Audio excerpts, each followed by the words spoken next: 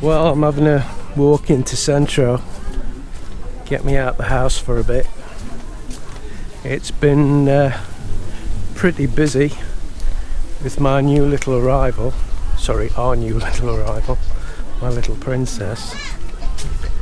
And Mel needs some water and different stuff. And it's very hot today, so I'm doing it on my own because I don't want to traipsing about in this weather. I want to thank everybody for all the kind comments again. I mean, you've been absolutely brilliant. We really appreciate it. Of course, our patrons mean a lot to us. You know, they've stuck by us, and it's been absolutely unbelievable, the support we've had. I just get lost for words with it, to be honest. I mean, it's really heartwarming, the kind of people that we've got supporting us, and you know, they've got big hearts.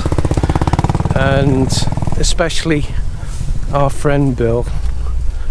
I mean, he's just an amazing guy. He's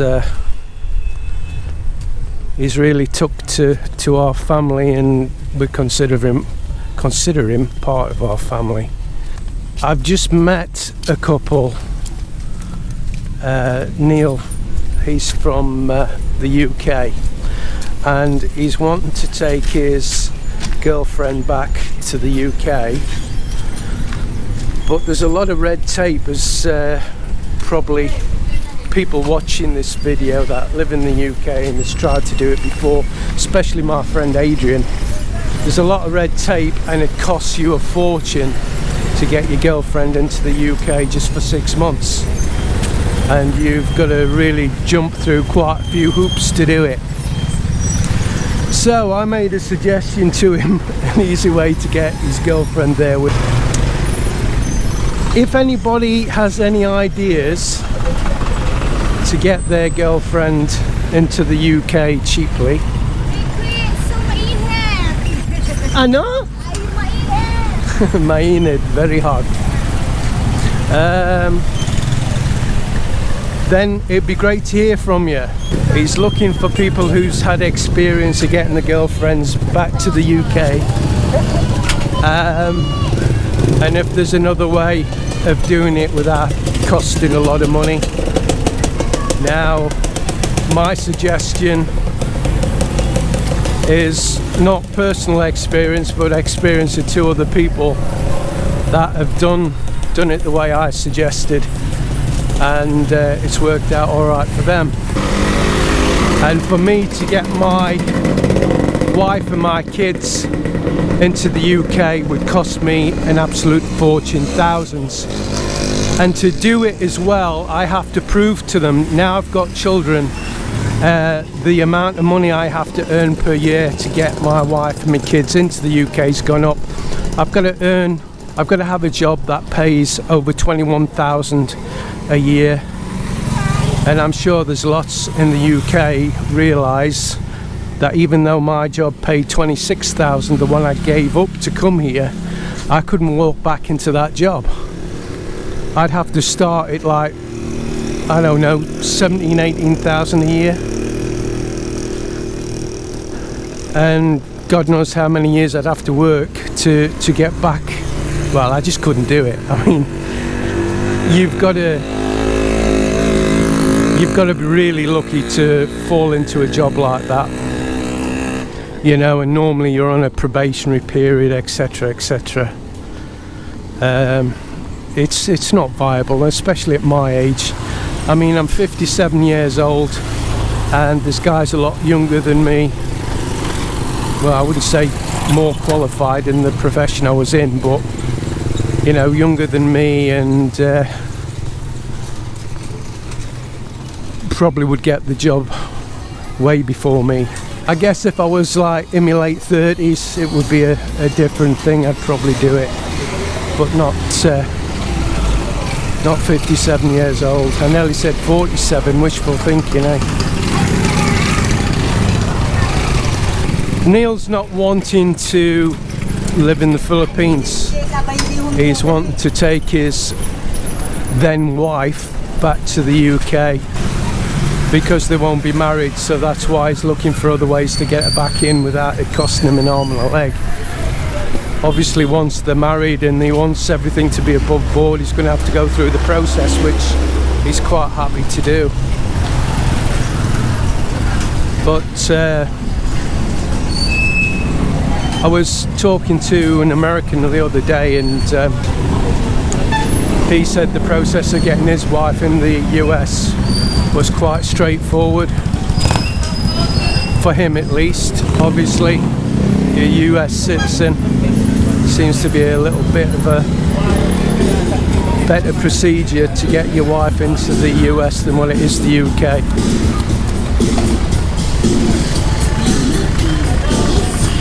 So it's a lovely hot day today, too hot in fact, and I'm not complaining. I love it when it's hot. I love it when it rains, but not every day. Yeah, you can see, even though the fiesta's over, it is still quite busy. It is Friday today, and you can see there's different fruits to what there normally is. Because a lot of these things are seasonal, like these are seasonal. Rambutan. I mean, they've not got any price on the grapes, and that's because they're very expensive, so they want you to ask what the price is. In fact, I'm going to get something to eat. I'm going to get some show pow, which obviously I shouldn't be eating, but every now and then it doesn't matter.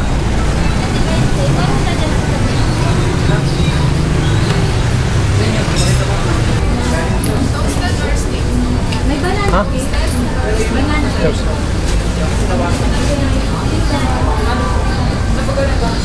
They've got two lots of show pow. One's the toasted ones and one's the like, well, don't know, it's like steamed, and I don't like the steamed version, it's pretty sickly. Thank you. These are 9 pesos each, and they're full of meat. They're quite nice, meat and egg.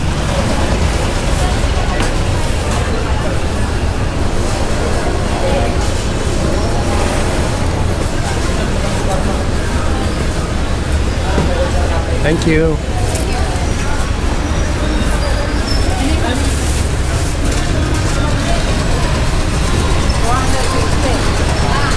So I'm seeing more and more foreigners in Naga than when I first come. You'd hardly ever see a foreigner, and if you did, it was in SM.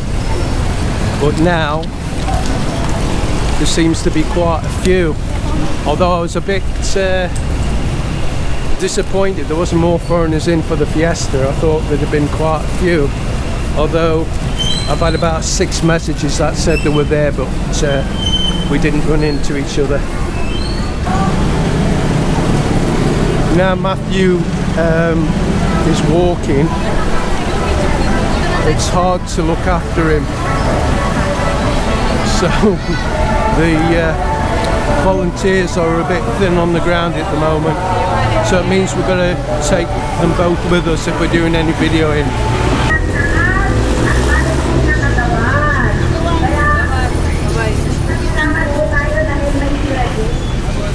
The mango is really expensive at the moment as well, and mangoes shouldn't be expensive because they're grown locally.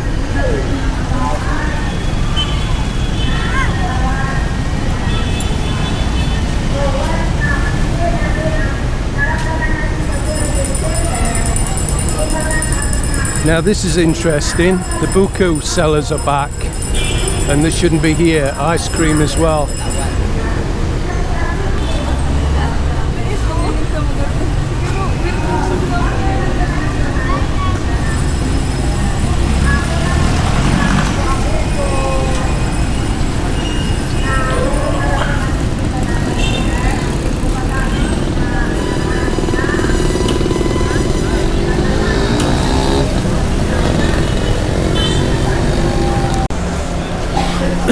Now, something else that you might not be aware of is anywhere in the Philippines, don't buy anything off these street vendors. Like, you'll see them selling mobile phones, telling you that they're the real thing, and they're not. They're clones. They look like the real thing, but they're never the real thing, because they can't sell a 20,000 peso phone like these here, look. The drills, they're not, they're clones, they're not the real McCoy. And what will probably happen is you'll start a fire with them or get electrocuted. So don't buy them.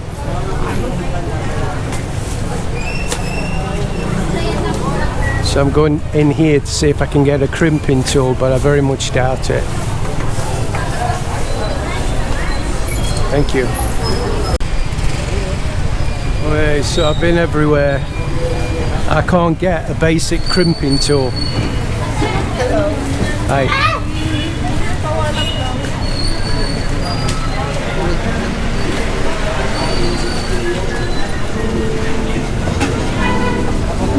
Thank you.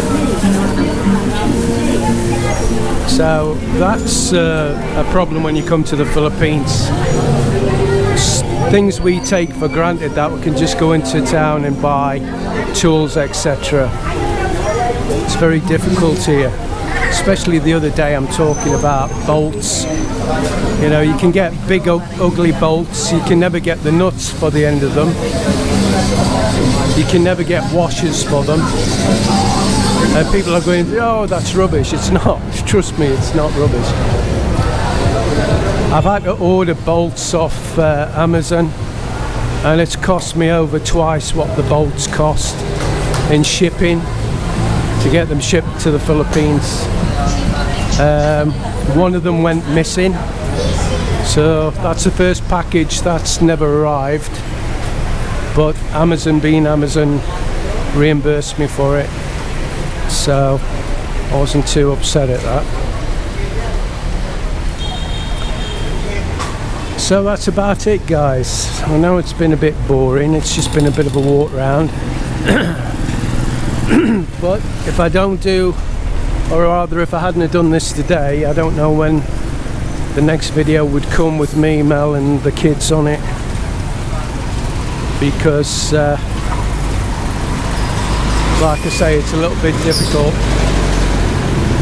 People's wanting to meet us, but because Mel can't go to SM or wherever, we've had to decline. I only met Neil because I went on my own, and I didn't want to let him down because we'd already said we'd meet him. And Mel thought things would be a little bit easier by then, but it wasn't really. So that's it, guys.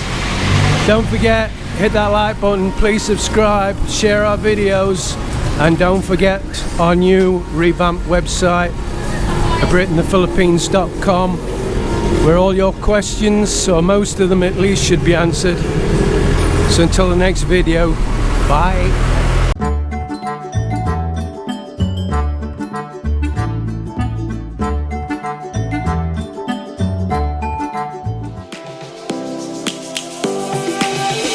Lions roaring in the morning sun, searching for a longer day. People feeling like the light has just come.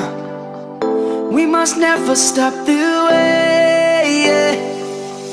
Birds chirping and I hear my name, grasping into a life. Life is happy.